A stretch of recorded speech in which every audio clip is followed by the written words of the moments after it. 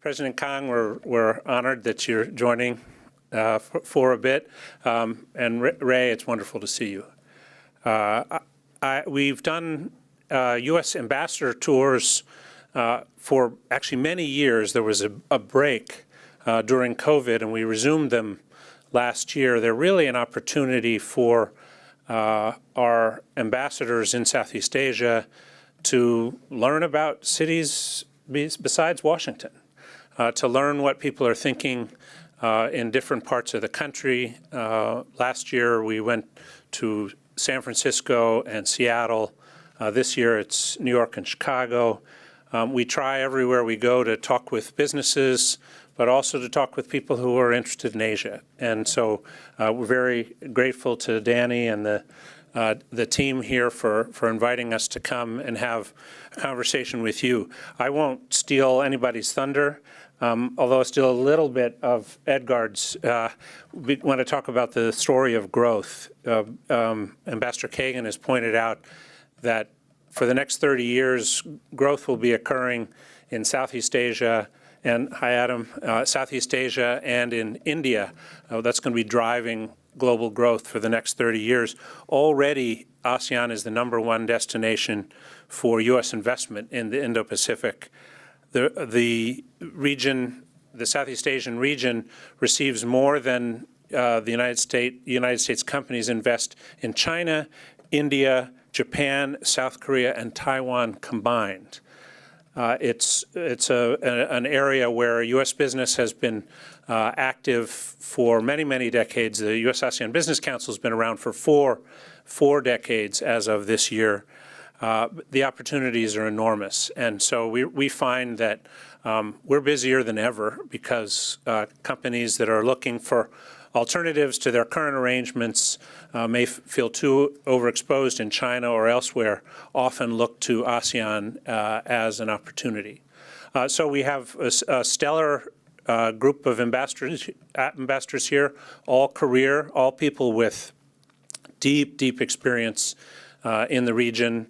I don't know, between the three of you, I don't know how many languages, but a lot of languages are spoken. Deep knowledge of business and geopolitics in the region. We're really proud that you're all able to join us. Thank you very much.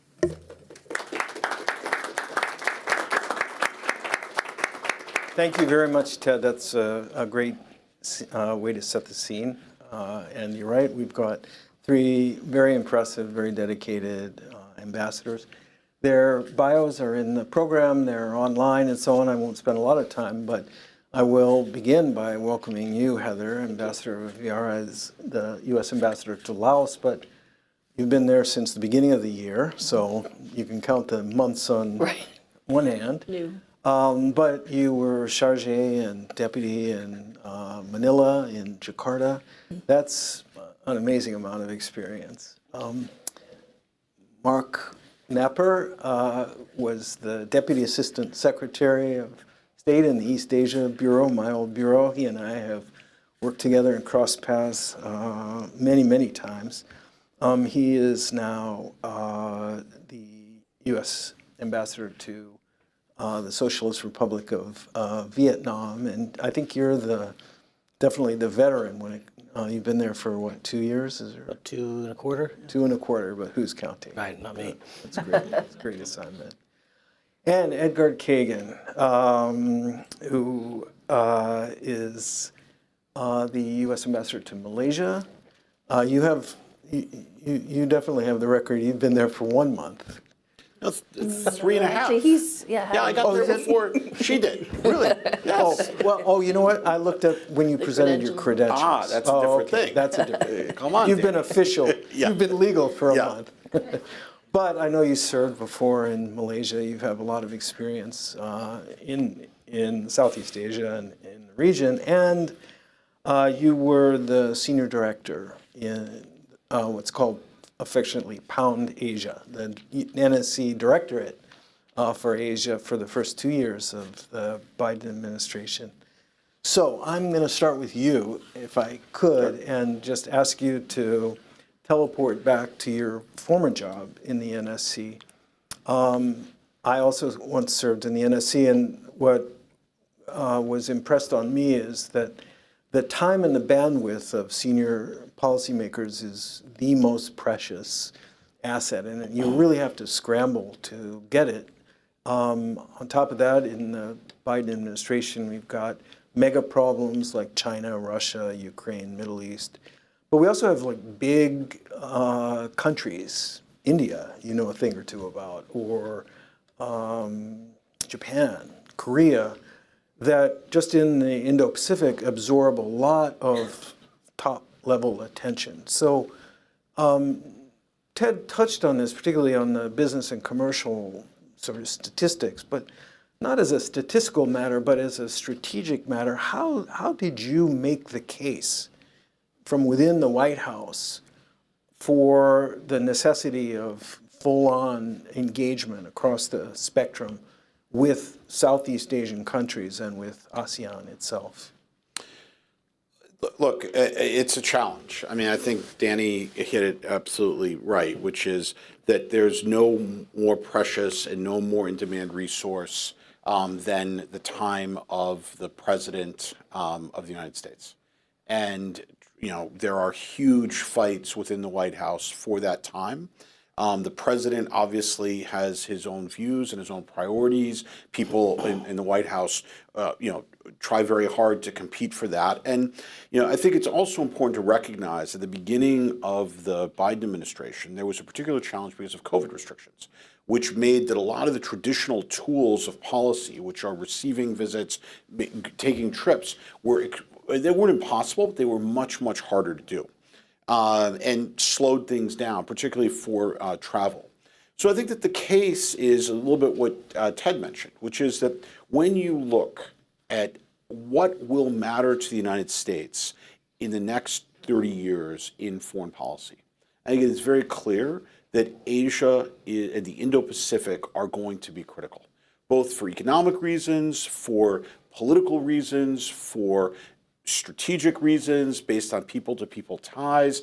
The arc of countries between India and Japan, including the Pacific, is extraordinarily important to the United States. And if the United States expects to be able to compete globally, the United States needs to be strong in that region. And then I think the operative assumption was that this is not a new policy. This is something that's been going on for some time. A number of White Houses have talked about doing more in Asia, but that we needed to be talking about doing it in the Indo-Pacific, and also that the press of issues and the challenges we were facing meant that we had to make a number of different moves in a number of different areas. We couldn't sort of do things sequentially. So I think what you've seen is an effort to strengthen ties with ASEAN, both by engaging directly with ASEAN and through the ASEAN Summit, as well as trying to ramp up the number of U.S. engagements with ASEAN, including creating new ministerials, US-ASEAN ministerials, which is, you know, more challenging than it might seem because you're trying to fight for time of cabinet members. And while that time is a little bit less hard fought over than the time of the president, it's still not easy to get. And to try and listen, to try and find what are the things that matter to the region. What are the areas where we need to be addressing their concerns? And I think at the beginning of the administration, clearly COVID was a huge issue. And questions of vaccines, cooperation were a very major priority for all the countries involved. But I think more generally, there is very much a sense in the United States, in Washington, that of all the regions in the world, if you look at competition between the United States and China, the most contested is Southeast Asia.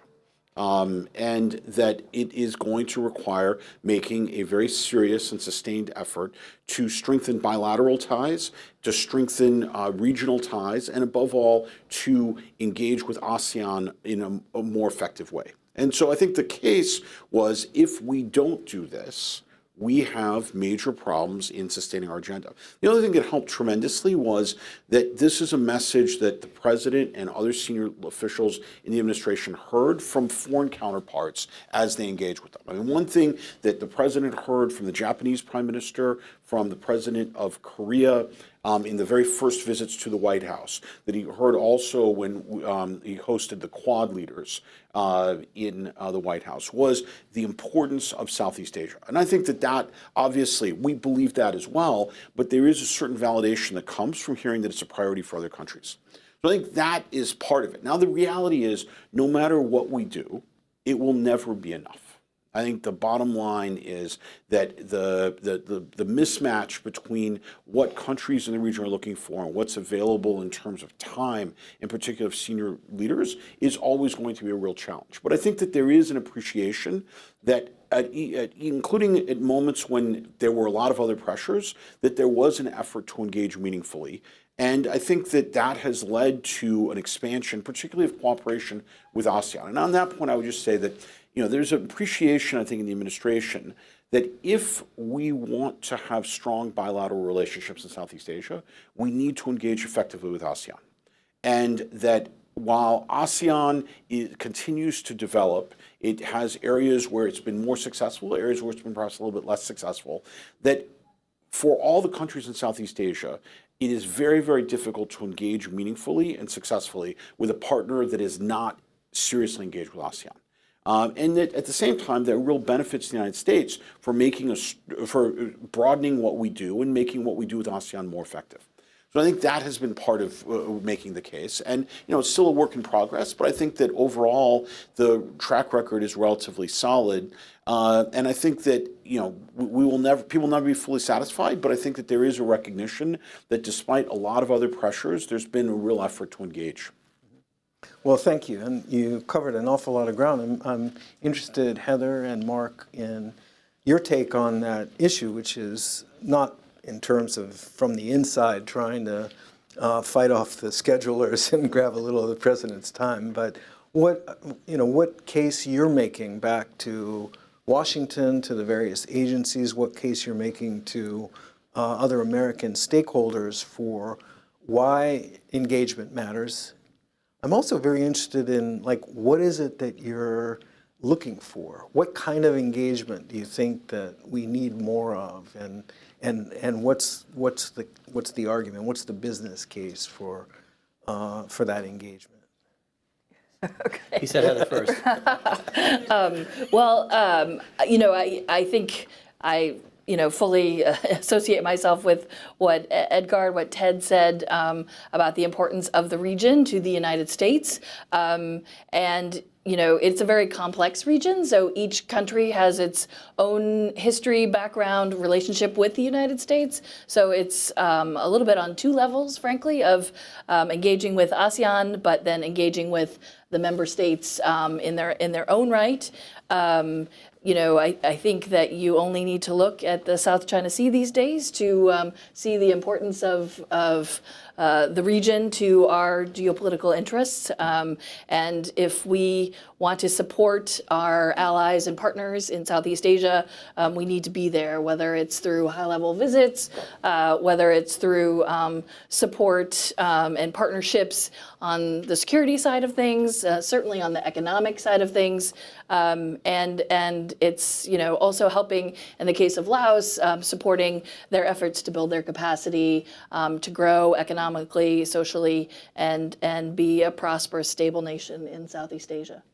So I'm glad you mentioned that, and I'm chuckling slightly that you've gone from being chargé in two consecutive island-rich nations, the Philippines and Indonesia, to landlocked little Laos, which I adore. It's an incredibly wonderful country, and I am not kidding. Anybody in this room who has not visited Laos, you really, really, really should go, because it's an extraordinarily beautiful country with great beer and great food. But from the Lao perspective, you mentioned building capacity, helping out. Tell me more, what is it that you're looking for from stakeholders in the U.S., from the U.S. government, the agencies, from the business community? What is it that the U.S. could be, should be doing more of, and why? Well, I'll stick, I think, with the capacity aspect of things. Laos faces considerable challenges. They are one of the least developed members of the ASEAN community. And they have a very big neighbor to the north, to which they're heavily indebted. And I think, the ability of the United States and other like-minded nations to help Laos build its capacity, build its human capacity in particular, is where, in the case of the United States, where our comparative advantage lies, and we do that sort of thing very well. So we do a lot of work with Laos in the areas of health, education. As a smaller nation, one of the smallest nations in the region, you get a lot of bang for your buck, and we are working in a whole range of areas. I mentioned health and education, but also in terms of helping Laos build the economic structures in their government so that they can be a better magnet for investment.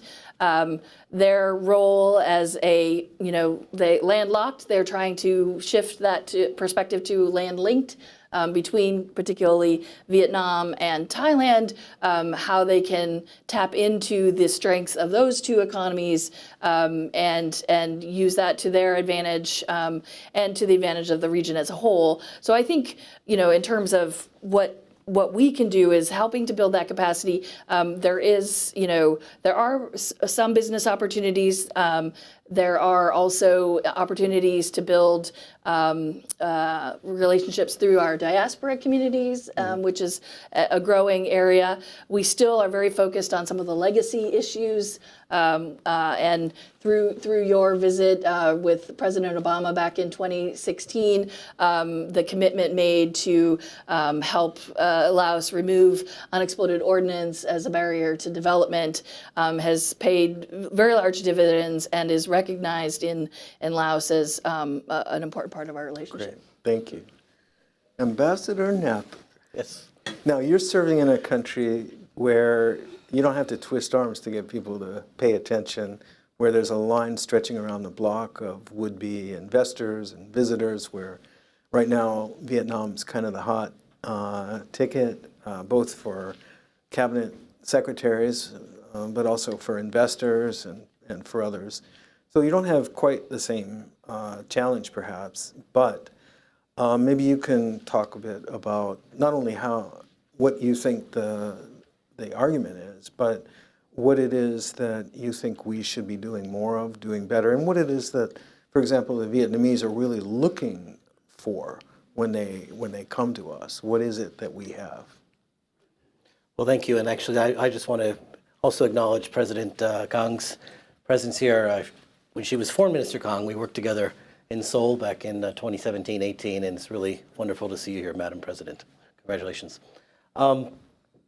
Right. Well, I think both as Edgard and Heather described the importance of Southeast Asia as a whole to United States security, economic, strategic interests, and I think you can make the case that Vietnam is a microcosm of all of these. With Vietnam, we share a deep interest in ensuring freedom of navigation, freedom from coercion in the South China Sea. With Vietnam, we share concern about development along the Mekong River and how it impacts farmers and others downstream in the Mekong Delta, which is, of course, Vietnam's rice basket.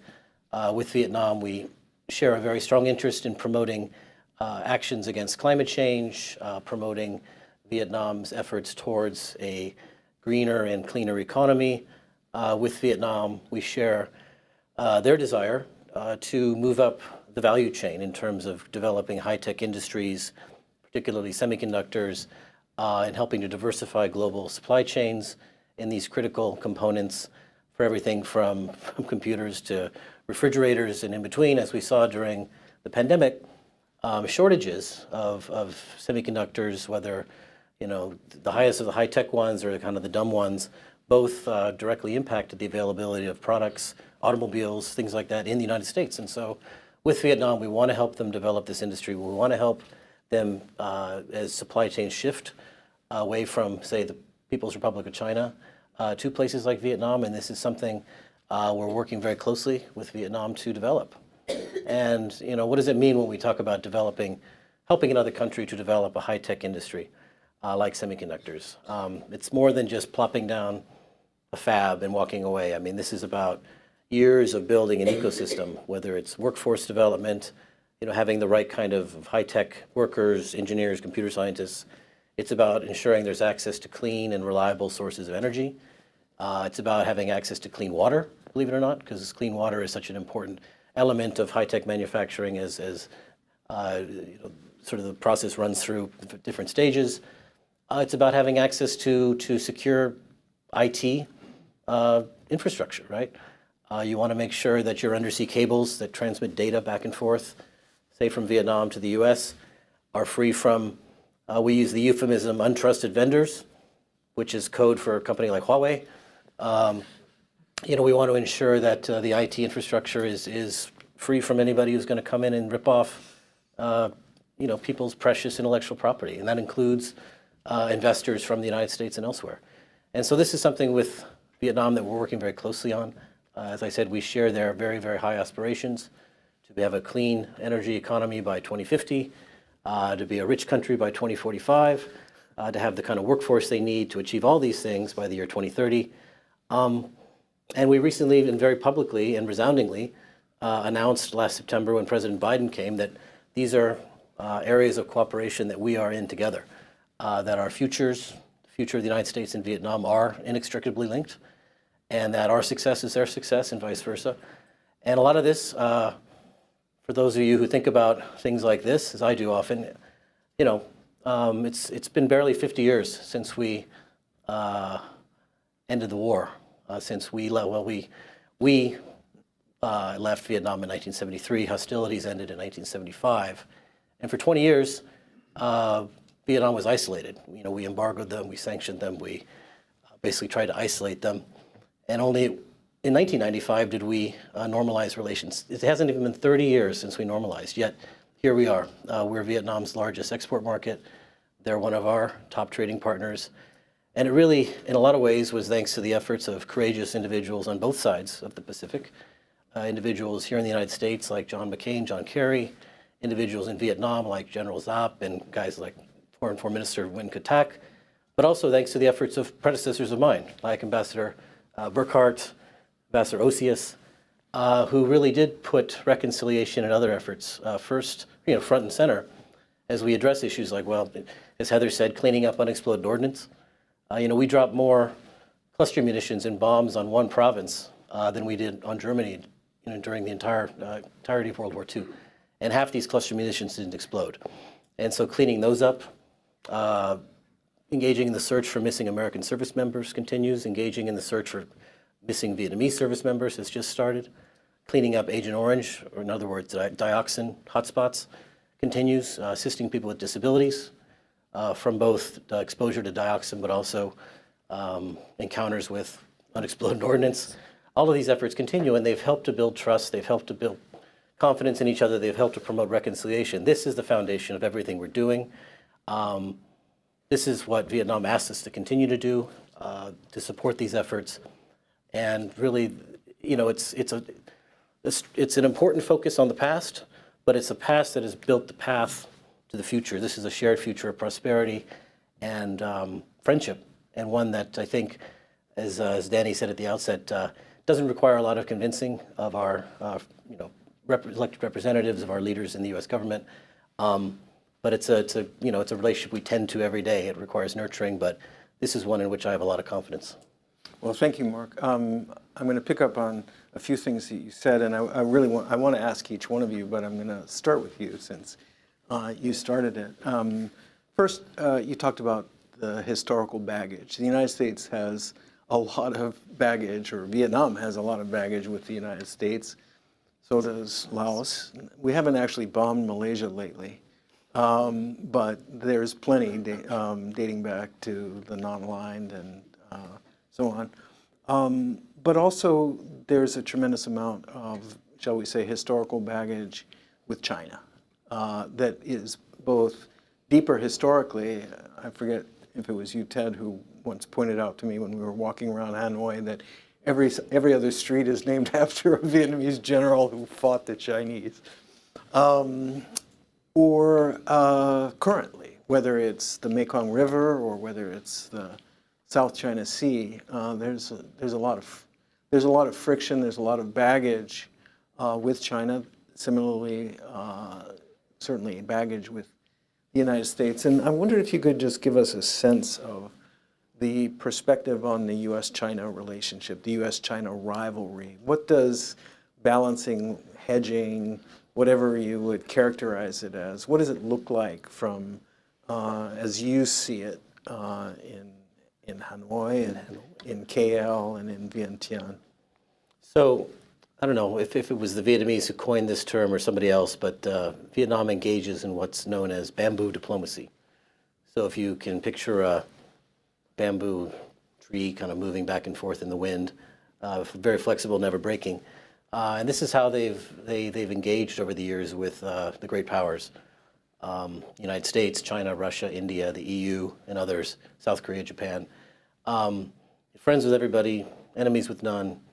You know, alternatively known as omnidirectional diplomacy, multi-directional diplomacy, whatever. And this is the reason why last year Vietnam was the only country in the world to have hosted both President Biden and President Xi from China. And it's a necessity born of the tyranny of their location. I mean, they are on China's doorstep, or China is on their doorstep.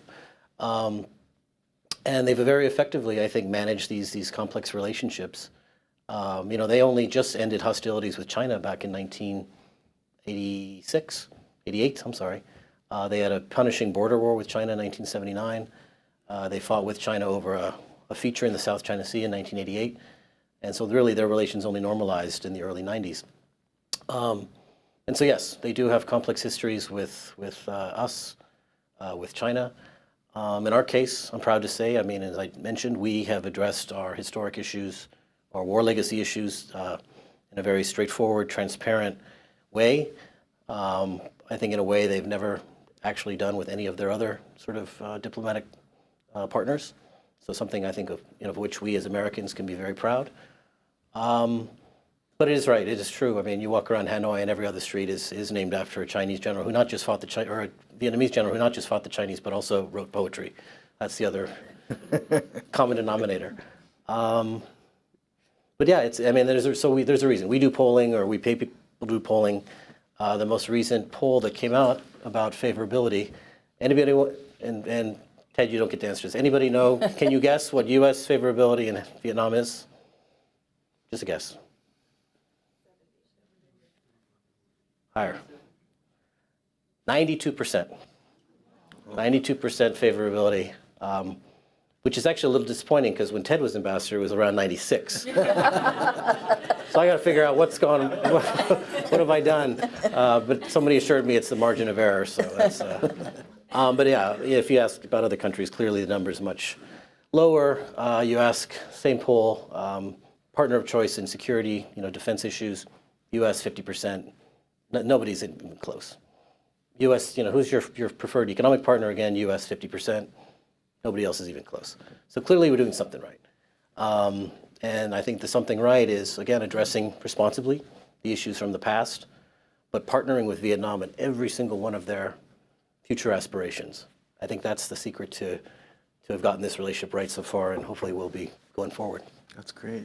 Edgar, what does it look like to you in KL? So, very different. I mean, we didn't fight a war. For the record, Danny, we've never bombed Malaysia. And I think that there is an appreciation that in the past, when Malaysia was fighting an insurgency, that there was support from the United States. Though I think Malaysia is very proud of its sort of membership and stance on with regard to the non-aligned movement. And they've also tried to follow a policy of trying to be friends with all. I think that the fundamental difference is that they are not feeling a direct threat in the way that historically Vietnam has. And you don't see people named after generals who fought the Chinese, because they didn't. They didn't have a history of that. So I think that the that changes respect. At the same time, the security cooperation is very close, and there's very, very good relationships. I think that there is probably a great appreciation, or there definitely is a great appreciation for the U.S. role in Malaysia's development. American tech companies, Burroughs and Texas Instruments started building facilities in Malaysia in the very late 60s. Intel has been there since the early 70s. And it's created, as Mark mentioned, it's created an ecosystem that's truly remarkable. I mean, the number of American companies and the scale of their operations, and also other multinational companies that are basically supporting U.S. supply chains or supply chains that go to the West is quite remarkable, and there's a great deal of appreciation for that. I think that the biggest difference is that there is less of a sense of threat from China and much more of a sense of opportunity. There is also an appreciation for the geopolitical competition. I mean, on one level, there's concern about where it may go. Nobody wants to be caught in the middle. Nobody wants to be forced to choose. But on the other hand, I think that there's an appreciation, a growing appreciation in Malaysia for the fact that the competition between the U.S. and China and a variety of changes that are not directly linked to competition is leading to a great deal of additional investment in Malaysia, and that's something that's a real opportunity for them. There's concern about how we and the Chinese will manage this. I think there's also a great deal of interest in what I would argue is one of the major changes in recent years, which is that it is less just the U.S. and China. There is a growing partnership between the U.S. and Japan, and the level of coordination, the U.S. and Korea, the U.S. and Australia and India in the region, that I think is changing attitudes a little bit, just because it's a larger number of partners working together on common issues. And I think that that is having an impact. But at the same time, I think that Malaysians feel that their growth is going to be influenced significantly by the competition, both for good in the sense that there's a growing amount of investment, but also potentially with more nervousness about what some of the implications are about where it might go. Thank you. That's very interesting. Heather, I mean, you're welcome to, I'm interested in, I think we're all interested in different Lao perspective on China and the U.S. Obviously, Lao, both geographically, economically, culturally, has got deep ties and heavy dependency, frankly, on China. But that, of course, we know cuts both ways. I also, though, I've got so many things I want to ask. We're going to go to your questions in a moment. I'll try to uncharacteristically restrain myself. But I will add, since Lao is the chair this year of the rotating ASEAN chairmanship, you have a lot of experience in serving in an ASEAN member state, of course in Indonesia and in the Philippines, two founding members actually. And I know that you've been very focused on the Lao agenda, et cetera. I think there's probably a little bit of kind of scene-setting explanation about sort of what really is ASEAN versus 10 nations. And if there's something in connection with ASEAN or the Lao agenda that you think would shed any light on that question, we'd love to hear it. Sure. Well, so the membership rotates from year to year among the 10 member states. The chairmanship. Chairmanships, yes, thank you. And this year is Laos chair year. The last time Laos chaired ASEAN was in 2016, where we had the historic visit, the first visit and only visit by a U.S. president to Lao PDR by President Obama, which still resonates today in Laos. The coconut stand where he drank coconut water still makes money off of the fact that President Obama stopped and drank coconut water there.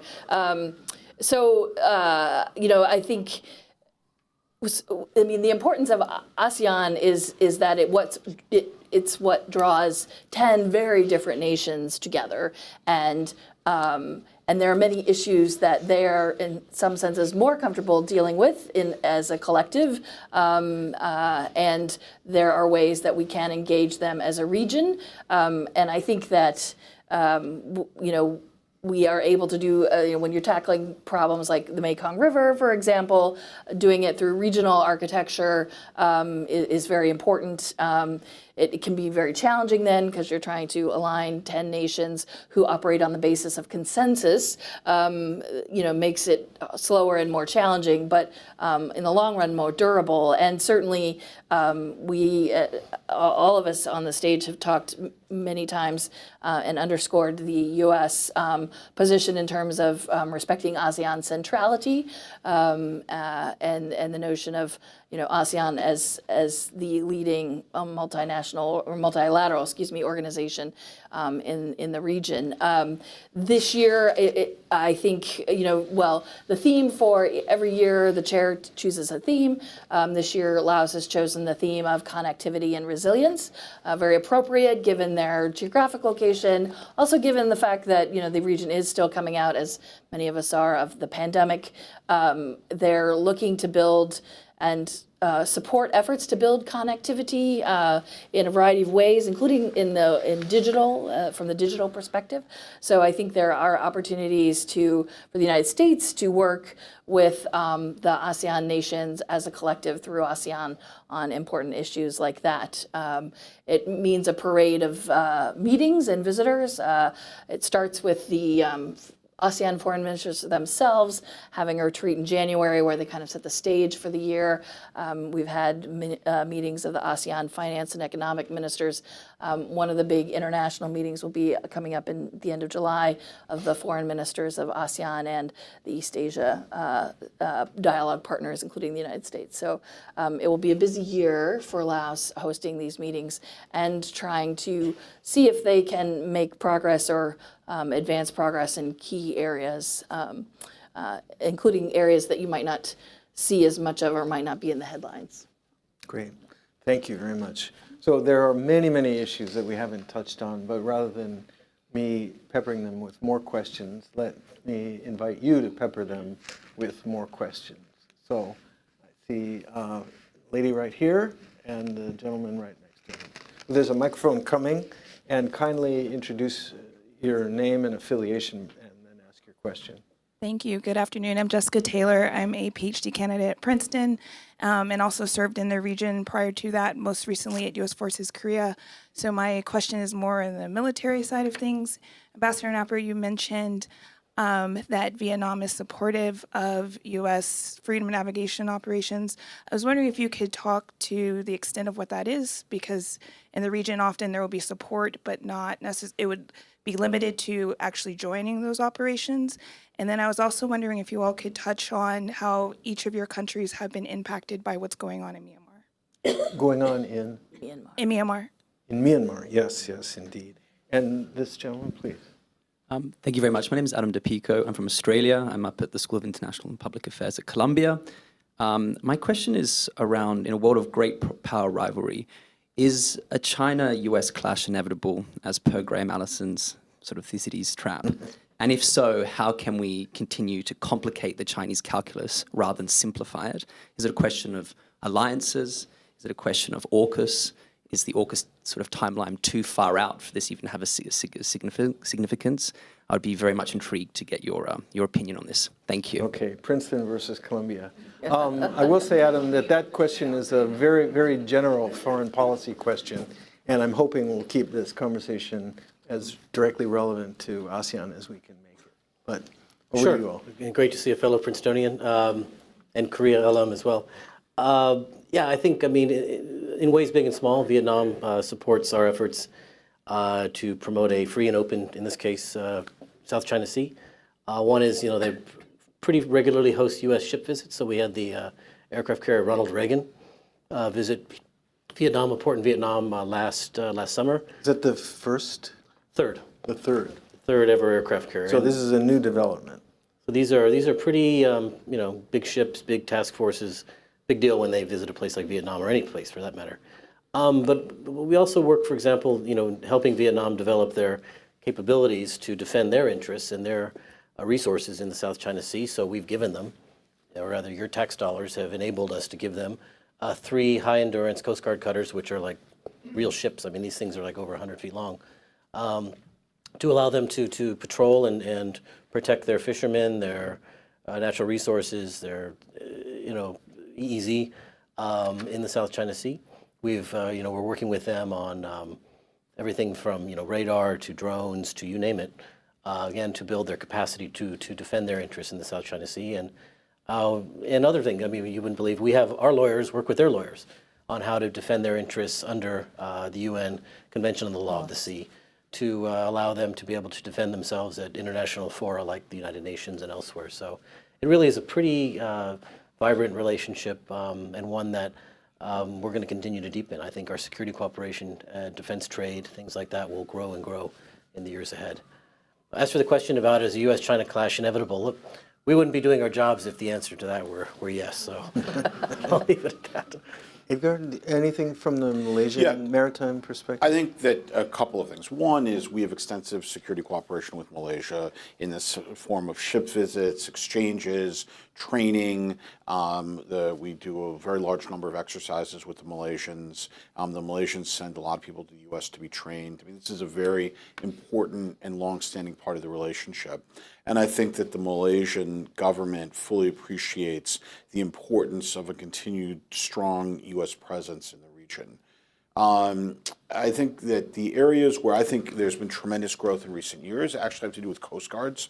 And Mark mentioned that, and I think there's been a tremendous increase in Coast Guard cooperation, both for the U.S., but also countries like Australia and Japan supporting regional Coast Guards and the development of regional Coast Guards, as countries recognize the importance of being able to effectively police their own EEZs, as well as do search and rescue, fisheries enforcement, all the sort of usual panoply of things that Coast Guards do. But I think this is a significant development and one that offers a lot of opportunities for countries in the region, because it gives them the chance to better control and better manage one of their most important assets, which is both the EEZs, but ranging from fishing to subsurface resources.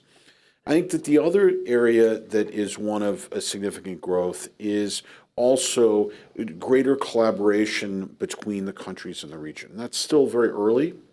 And to some degree, they've always gotten along well. They've always talked to each other. But I think that we are seeing greater cooperation at the level of law enforcement and Coast Guards, which is also something which we see as very positive, because in most of these places, it's very hard for any one country to manage some of its areas by itself. I mean, in all these countries, there's competition, and there's areas where they really need cooperation with their neighbors. And we think that's a very positive development. In terms of the question, the second question, I agree completely with Mark. I mean, of course, we don't think it's inevitable. Competition is happening, and competition is inevitable. Conflict is not. And I think that one of the things that helps reduce the risk of conflict is direct diplomacy. And you've no doubt seen the line that intensive competition requires intensive diplomacy. But also, this is something that is very welcomed by countries in the region. And I think that one of the things that perhaps isn't fully appreciated is the degree to which there is nervousness in Southeast Asia, and I would say across Asia in the Indo-Pacific as a whole, at the idea of not having diplomacy, not having direct contact. And so I think that's a way of managing. The other is strengthening relations, creating new structures that try to address today's challenges. So you have things like AUKUS, which you mentioned, but also the Quad. Greater cooperation within ASEAN, things like supporting Coast Guards. Also greater cooperation with the Pacific. And I think you've seen that one of the areas that not just the United States, but also Australia, Japan, Korea, others have done is really step up their engagement in the Pacific, because of the recognition that this is one of the things that addresses what countries there need, but also that helps provide greater stability. I think, Edgard, you deserve a lot of credit for the U.S. government initiatives nationally, but also in the Quad, to expand maritime domain awareness, harnessing satellite capabilities to help these countries, including very small countries with very big EEZs, monitor and manage a huge stretch of the Pacific. So good on you for that. And Heather, I'm not going to ask about Laos maritime cooperation, although you certainly have a lot of experience, I know, already in the Philippines and in Indonesia. What I'd like to add, though, is not only do the Southeast Asian nations themselves and collectively as ASEAN put pressure on both Beijing and Washington to cool it, to deal with the problems, to deal directly, to manage the relationship, but they also offer an interesting platform for the US and Chinese to engage as diplomats, foreign ministers at the ASEAN Regional Forum, leaders at the East Asia Forum, and defense ministers at the ADMM+, and then the whole sort of cascade of officials under them. And in my time in government, I found that I really not only got to know the ASEAN counterparts, but I got to know the Chinese counterparts. And because we were the invited guests at ASEAN's party, they set the agenda, they sort of dominated the meeting sort of theory. It put us in a position of having to deal with the issues and not turn everything into US-China arm wrestling. That said, let me open the floor. Yes, there's a gentleman right here on the aisle, and one person in the behind in the maroon shirt. Thank you. I'm Adam Schwartz, CEO of Asia Group Advisors. I was wondering if I could ask a sort of a question on trade. The U.S. is not a member of either of the two sort of large trading groups in Asia, RCEP and CPTPP. I'm curious from your three perspectives. I guess two questions, really. What are you hearing from your counterparts in the countries in terms of whether they're okay with that status quo or they want something differently? And secondly, just I guess from your own perspective, obviously, as a number of you have pointed out, the U.S. has got very deep and continuing foreign investment going into that region. Does not being a member of one of these two or a similar type of trade arrangement matter that much? Do you feel it harms U.S. FDI going into the region? Thank you. Great question. Thank you. And one more right behind. Thank you so much. Thank you so much for being here. My name is Aaron Ramani. I'm a Schwarzman Scholar alum, and now I'm a finance instructor here in New York. I wanted to ask about a sort of oft-quoted survey that recently came out, was published by the Yusof Ishak Institute in Singapore. In their annual State of Southeast Asia report, they conduct a series of surveys of ASEAN citizens, and one of the questions they asked is if you had to choose between geopolitical alignment with the United States and China, which one would you have a preference for? And I believe that this survey released a couple weeks ago was the first one, for the first time ever, that the majority or over 50% of ASEAN citizens said they would prefer China. I think about 50.5% at this point, which is a growth of about 10 percentage points from last year. There's been a significant backlash here of maybe this was bad methodology around the survey and so forth. So just wanted to get your reactions around the survey. I think Vietnam was like 73%, wasn't it? Yeah.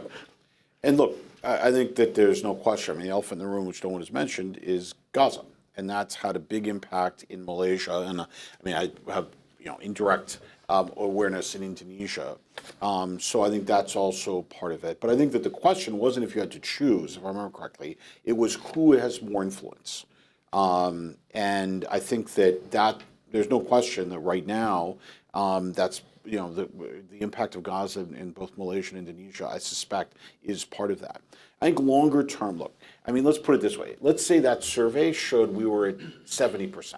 It wouldn't change our day-to-day work, right? I mean, this is an area where we are going to have to be making efforts for a long time to come. I mean, in response to your question, Adam, about about trade agreements, I think that I've been surprised. Like, so I was in Washington, and this was a big topic of conversation. And let's just say that we were not particularly made to feel appreciated by the traditional trade community in Washington. I think it's less of an impact in the region than I frankly expected it to be. I don't want to say it's not important, because it is. But I think that the region has an appreciation of how closely linked the economies already are. Would they want more market access? Of course. On the other hand, I mean, and look, I was very involved in the TPP negotiations when I was in Malaysia before. They also understand that market access in the United States doesn't come cheap. And so that for all of them, they would be expected to put something on the table as well. And so I think that the impact is less than I would have expected. And I think that there is some interest in where we will be going in the coming years. But I think that all of them want more U.S. investment. They want more trade with the U.S.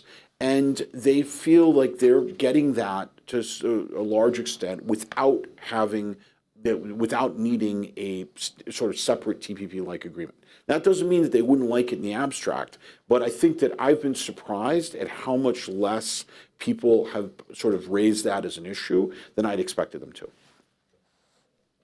Mark, what's your experience been in terms of attitudes towards the U.S. trade having, for example, fallen out of IPEF, which is something the Vietnamese have embraced? Definitely hear from time to time about CPTPP and Vietnam's, hope that we could have proceeded with acceding to that. But nonetheless, we're an enthusiastic early member of the IPEF, which is the Indo-Pacific Economic Framework for Prosperity, IPEF, and this is a non-traditional agreement to promote economic growth and prosperity, but not through traditional trade agreement means. In other words, not through tariff reductions or elimination, but looking at things like supply chain agreements, looking at things like green and resilient infrastructure, looking at things like labor standards. I mean, these are all elements of the IPEF, of which Vietnam is a part. And we continue to proceed with that and believe that will lead to economic growth, prosperity, and we think increased trade investment between and among the 14 participant countries. We started a little bit late, so I'm going to make time for last questions. I see two hands raised beginning over there. Hi, thanks. Chris Ankerson from a professor at NYU. I wanted to just address the issue, probably a little bit sensitively with serving members of the government, but the elephant in the room is the region worried about consistency across some of these foreign policy initiatives, given what may or may not happen coming up? Is it going to go, are they worried about a return to the good old days, the bad old days, or do they see this as a consistent area of focus and, are they counting on some consistency more than change? And the second question is right there. Hi, thank you very much. My name is Wei Shin. I'm also a Schwarzman scholar. Both the moderator and many ambassadors have mentioned that U.S. historically has some baggage in the region, and it has been a very successful reconciliatory effort from the local people population, and their perception about U.S. has drastically changed. But I was wondering, for instance, Laos, PDR, and Vietnam are both still officially socialist states, and domestically, U.S. Congress and the U.S. public audience probably have a certain, I would say, stereotypes on how to engage with non-democratic regimes, communist and socialism countries. So I was wondering, how are you telling the story to your domestic audience and reconcile with them that the way you are now engaging with those regimes and basically to reconciliation back at home? Thank you. Two really interesting questions. Actually, I think I can answer both with the same answer, which is, at least speaking only for Vietnam and the U.S. relationship with Vietnam, is that we've been really lucky over 3 decades, actually exceeding 3 decades, to have had bipartisan support for strengthening the U.S.-Vietnam relations. We've had every president since Bill Clinton has visited Vietnam. In fact, Donald Trump visited twice. Members of Congress, whether Republican Party, Democratic Party, have strongly supported our efforts not just to promote reconciliation and more importantly, provide the money, which is in the hundreds of millions of dollars to do this, but have regularly visited Vietnam and left feeling good about this relationship and where it's going. A tenet of the U.S.-Vietnam relationship is that we respect each other's sovereignty, territorial integrity, and political systems. This means we work with Vietnam as it is, not as we wish it would be, just like they work with us as we are, and not as they wish we would be. And this has yielded real benefits and mutual understanding over many years. Heather, does the Democratic Republic of the United States have trouble dealing with the People's Democratic Republic of Laos? Well, certainly there are areas where we have disagreements, but I, would echo everything that Marc has said, and I would add that, I think in Laos and other parts of Southeast Asia, they're very forward-looking nations, and they have long histories with their neighbors as well as with the United States, and they see the value of working with the United States, and we have been able to build confidence through many of the programs we have, particularly in Vietnam and Laos as it relates to war legacy issues, and they recognize that, and they see the opportunities that a good relationship with the United States can provide, and there are ways that we can work with each other even if we don't agree in all areas.